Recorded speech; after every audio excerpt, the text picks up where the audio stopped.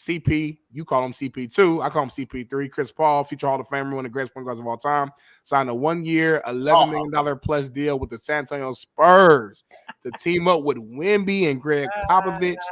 JB, you're laughing already. What is your thought? What are your thoughts? What's your reaction? How do you feel about this move?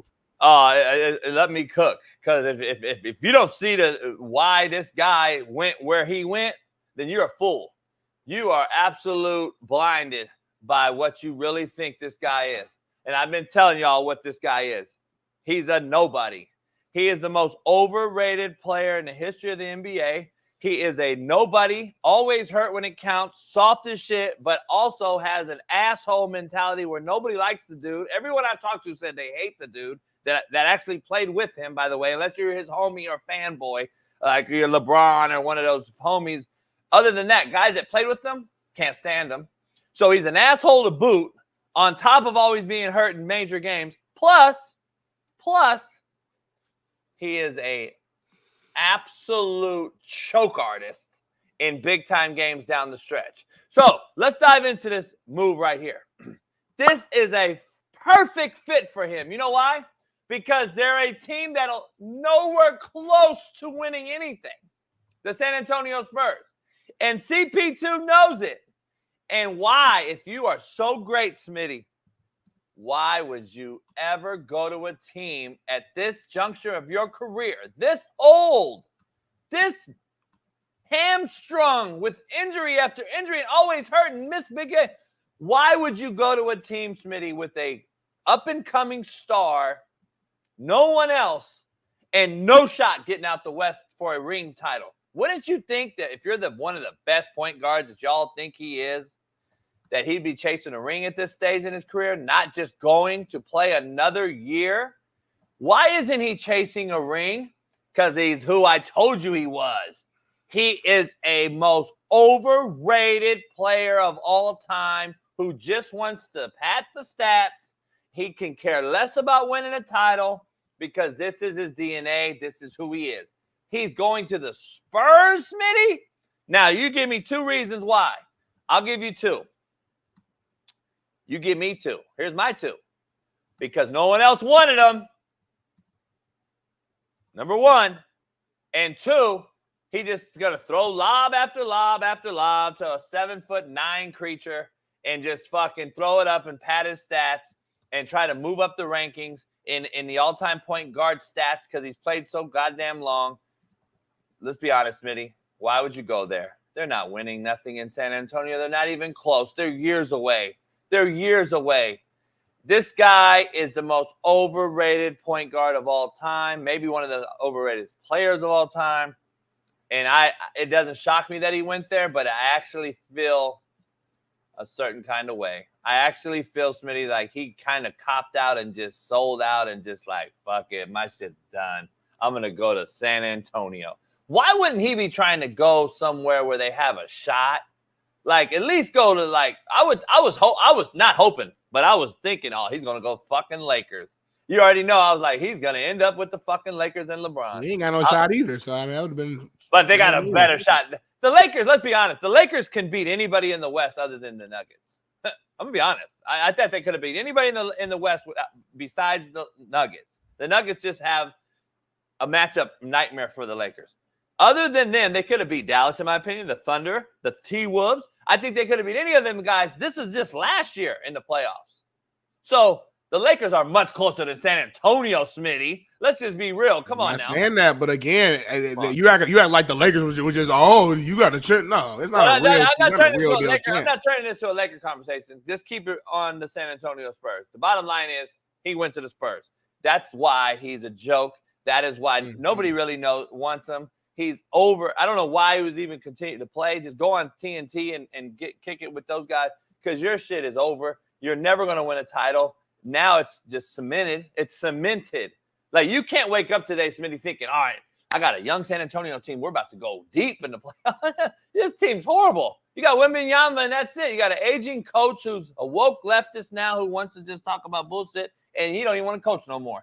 Come on, man. Now he been speaking on stuff. It's just that now they're losing, so it's like be quiet. But Pop been like that for a long time. Listen, he wasn't like this. Man, he been like that, man. Not listen, when at the end of the day, this move. Listen, he's 39 years old. He's way out of his prime at this point in his career.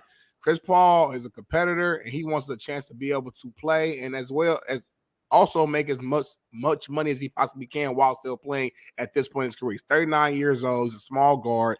Yes, he could have tried to go to a contender. They probably would have had him on the bench, barely playing, not giving him a chance to truly showcase whatever skills he still has left. To me, it makes sense for his individual career, but it also makes sense for a young Spurs team who needs some veteran leadership. This guy will help that team become better.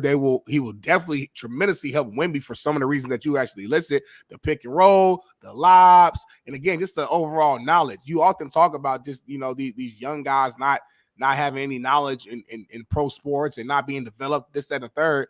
Well, this is a veteran player who's had a ton of success, who's a future Hall of Famer, multiple time All-Pro, played a huge role. What are you talking about? Played a huge role getting a team to the NBA Finals. Are you giving me his resume? 4 years ago. Played a huge role in getting a team to the NBA Finals about 4 years ago. A young team at that time, too. Who the year prior was shitty as well. So, again, ask yourself, does he make the Spurs better? Yes, he does.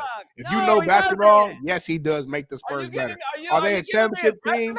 No, they're not. No, they're not. Are you giving me his resume? He makes that team better. Are you giving me his resume? No. Are you giving me his resume? I'm giving you facts right now. Who gives a fuck? You're not giving me no facts. I'm giving you facts right now. All the real you didn't give me anything. Only thing you said the whole time was this guy is shitty. This guy is overrated. This guy is shitty. Anybody in this chat can holy shit. Anybody in this chat can press record on their phone and go say Chris Paul is shitty. Chris Paul is this. Chris Paul's overrated. Anybody, give me some substance. Give me some substance when you talk about Chris Paul. Give me some reason behind what you're saying. He's 39 years old. Are they going to win the championship right now? No, they're not. But at the end of the day, he still has some juice left in the tank. To me, this makes perfect sense for to team him up with Greg Popovich, who will be able to bring out whatever juice he has left, whatever toothpaste he has left in that tube. He'll be able to get that out. He makes this team better. That's all I'm saying. Are they championship ready? No, but it's only how many championship teams are there really? Let's keep it 100. How many teams out there you like, okay, this team is in this. You got Philly, you got Boston, you got the Nuggets, you got shit. You got like a handful of 4 or 5 teams who you feel like, okay, are kind of in the mix. And then you got a whole bunch of just good teams. There's no guaranteed teams out there who's a lock to go win the championship. And also, again, he's a competitor. He don't want to go to sit on the fucking bench last year of his career. He wants the opportunity to play. So why not go to an up-and-comer with the future probably face of the league in Wemby? You got one of the best head coaches in the game, and Pop, old or not, and some young talent around them. So, listen, we'll see. Agree to disagree. I know you hate Chris Paul. I'm going to list his accolades because that fucking matters. When you're listening and talking about players, it literally matters. Like, if we don't talk about accolades, then why? Let's not talk about MVPs when we're talking about Aaron Rodgers. Let's not talk about stats and numbers and points when we're talking about Kobe or anybody else. Like, if accolades don't matter, then fuck it. Don't talk about it then.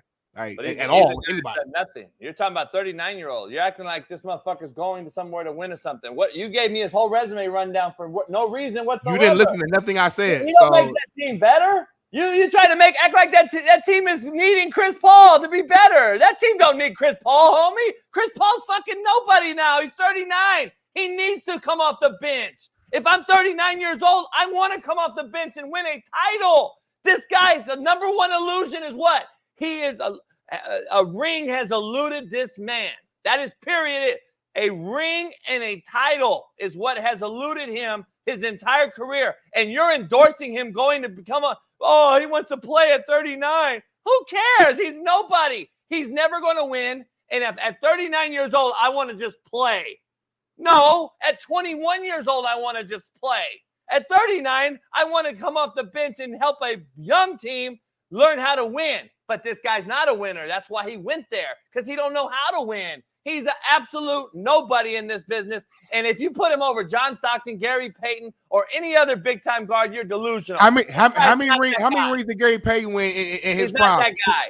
Gary Payton jumped on a Heat team Oh, well. and got no fucking pick at the end. And I love Gary Payton. So I don't want to even diss Gary Payton. I don't like dissing others to try to promote another player. But in the day, bro, Gary Payton didn't win shit either. Gary Payton didn't win shit either.